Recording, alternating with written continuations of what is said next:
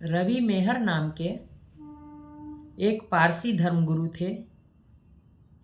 वे बड़े उपदेशक थे और बड़ी बड़ी जनसभाओं को संबोधित करते थे, बाहर जाकर उपदेश देते थे। उनके उपदेश लोगों को बहुत पसंद थे। एक बार वह बाहर गए हुए थे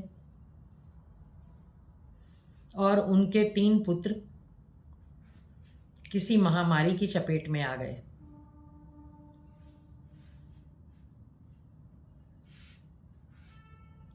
और बहुत अच्छी दवा के अभाव में, अच्छे इलाज के अभाव में वे तीनों पुत्र मृत हो गए,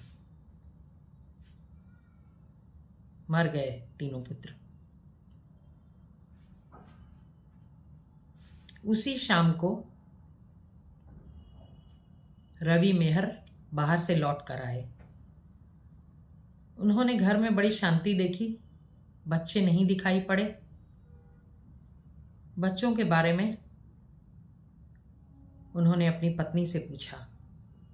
पत्नी ने उस प्रश्न पर ध्यान न देकर बात को आई गई कर दिया।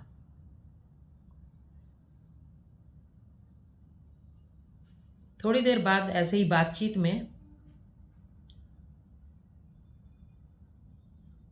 पत्नी ने कहा कि पड़ोसी आए थे अपने बर्तन लेने। जो बर्तन हम लोगों ने उनसे 2-3 दिन पहले लिए थे,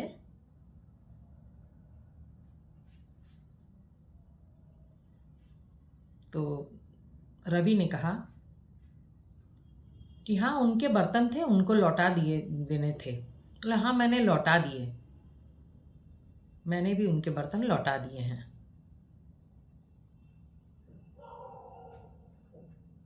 अब रात के भोजन का समय हुआ।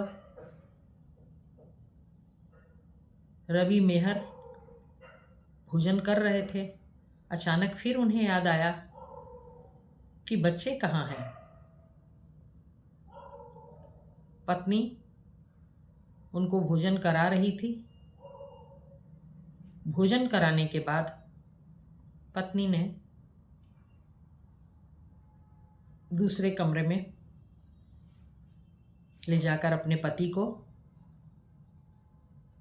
अपने तीनों बच्चों का शव दिखाया।